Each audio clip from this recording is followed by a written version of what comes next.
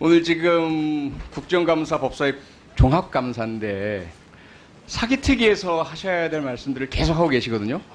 그러면 지난 사기특위 때 뭐 하셨습니까? 예? 그러니까 제가 지금 말씀드리잖아. 좀 들으세요 좀. 왜 이렇게 듣기 싫어하실까? 예? 자유한국당 의원님들은 듣기 이렇게 싫어하세요. 예, 들어주세요. 그러니까 우리 저 바른미래당 그 오신환 대표 간사님처럼 대안을 내시면 되잖아요. 근데 그걸 이제까지 두 번 연장되는 사개특위 1년 동안 한마디 안 하시다가 지금 그 구체적인 거 하나하나 쏟아내시는 모습이 만시지탄입니다. 국회가 뭐 한쪽 당이나 발의자가 내면 그걸 찬반으로 끝냅니까? 협의 토론해서 개정을 해야죠. 당연히. 그렇죠? 그런 과정들을 1년 내내 안 하시다가 참 이해할 수 없는 현상이고요. 두 번째는 아니 야당 때부터 이 공수처 만들자는 것은 국가 권력, 대통령 권력을 강하게 하자는 야당이 있습니까? 청안님 어떻게 생각하세요? 뭐 야당들은 되게 대통령 권력 권한을 좀 약화시키는 방안이 공수처잖아요. 그렇죠? 예. 왜? 이거 대통령이 제왕적으로 하고 싶으면 검찰총장 뭐 마음에 들고 충성 맹세하는 사람 한 명 안 추면 끝입니다. 그렇지 않습니까? 이제까지 경험상. 그렇습니다. 그렇잖아요. 예. 이제까지. 아무래도 인사권 갖고 있는 곳이다. 그럼요. 이 윤석열 총장처럼 절대로 통제할 수 없는 총장을 앉힌다는 것 자체가 어떻게 본다면 정치 권력이 뭐라 할까요? 스스로를 물 수 있는 그러한 존재를 만들어 놨다고 볼 수 있는데요. 그래서 만약에 그게 우려가 되신다면 뭐 당연히 정권 교체되면 그 역으로 작용될 텐데 그런 독재 권력의 도구 같은 기관, 괴물 뭐 이런 것이라면 그렇게 안 만들도록 하면 되지 않습니까? 그리고 또 여러 가지 뭐 이야기를 하시는데요. 과거 우리가 박영수 특검 때 얼마나 많은 시위대가 신상 공개, 뭐 죽인다, 몽둥이 들고 집 앞에서 난리쳤고 박영수 특검이 흔들렸습니까? 흔들리지 않았습니다. 전혀 흔들리지 않았죠. 네. 그 수사하는 사람들의 특징 아닙니까? 뭐 검사들이라고 하면 그 정도는 돼야 된다. 그럼요. 목에 칼이 들어와도 과거에 검사님들 뭐 조폭에게 칼로 협박도 당하시고요. 우리 경찰관들도 마찬가지고. 그게 수사하는 사람의 숙명이죠. 그리고 특히 조직의 특성상 그 조직의 어떤 목적이 부과가 되면 조직 존립을 위해서라도 그 목적에 대한 뭐랄까요 집중이 계속 일어나잖아요. 예, 반부패 수사기구라고 한다면 이 부패를 찾기 위한 것에 집중할 수밖에 없습니다. 부패의 대상은 주로 누굽니까? 고위공직자들이잖아요. 공수처 수사 대상도 마찬가지고. 그러면 결국 집권 여당에게 부담이 되는 기구이지 이게 어떻게 대통령의 권한을 강화시키는 도구가 될 수 있을까?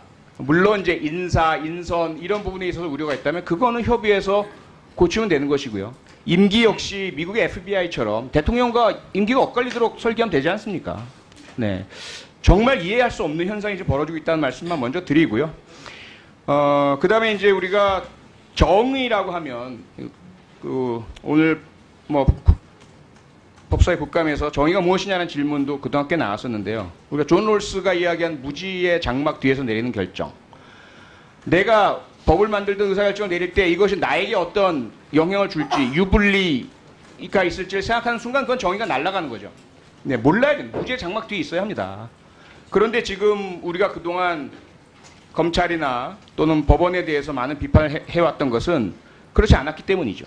예, 그 결정이 나나 내가 알고 있는 사람에게 어떻게 영향을 끼칠지를 알고 또 그러한 영향이 개입되었다는 그런 의심들이 있기 때문 아니었겠습니까?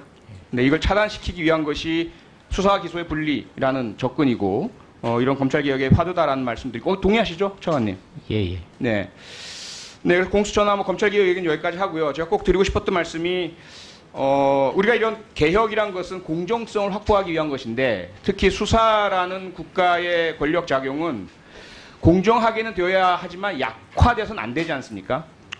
그렇습니다. 그렇습니다. 예, 네. 수사기능 약화가 되면 좋아할 사람은 범죄자밖에 없죠. 예. 부패 범죄자건 또는 형사 범죄자건 간에요.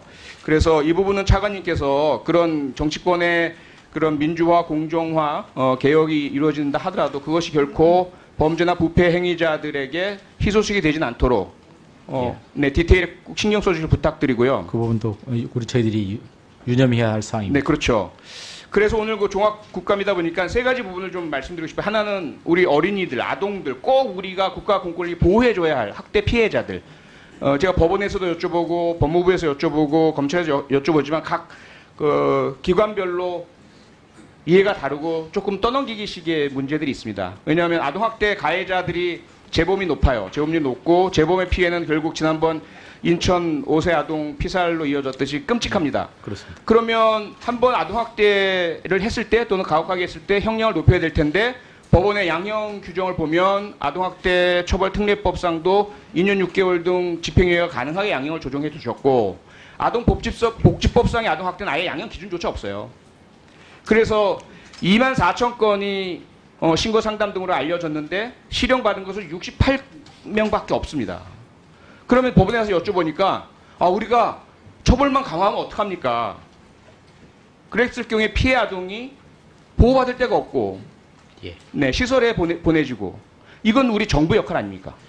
예, 저희들도 이번 사건 일어나고 나서 반성을 네. 많이 하고 있습니다. 그렇죠. 그래서 따로따로 하실 게 아니라 가능하다면 우리가 칸막이를 허물고 법원과 법무부와 보건복지부가 함께 만나서 예. 우리가 피해 아동들을 보호해 줄 수 있는 가정위탁이라든지 입양이라든지 그런 부분들을 만들어줘야 법원에서도 자신 있게 친권상실 예. 네, 혹은 강한 형사처벌 우리 정부에서 알아서 피해 아동 보호해 줄 것이니까 예. 예, 학대하는 부모보다 더 사랑과 애정과 관심과 배려를 해줄 수 있는 가정을 찾아줄 테니까 이게 해결돼야 우리 피해 아동을 보호해 줄 수 있는 거 아니겠습니까? 예, 그렇습니다. 네, 그 법원행정처장님 어떠십니까? 예, 동의합니다. 네, 그 사법부랑 행정부가 다르다 이것보다는 함께 협력할 부분이 있다. 우리가 상고법원 문제 때문에 잘못된 협력을 하시다가 큰 문제가 생겼지만 이런 부분들 좀 공개적으로 하시고 이렇게 꼭 협력이 필요한 부분들은 꼭 좀 힘을 합치셔서 약자들 보호해 줬으면 감사하겠고요. 미성년자 대상 성범죄자 마찬가지입니다. 강하게 그들을 보호명령 내려주시고 집행해 주시고 예. 네. 그리고 우리 소년사법 역시 마찬가지로 소년범죄자들이 다시 재범하지 않도록 제대로 수용해 주시고 처우 개선해 주시고 법원에서 믿고 보명을 내려주시고 꼭 협력 좀 부탁드리겠습니다. 예, 알겠습니다. 예, 수고하셨습니다.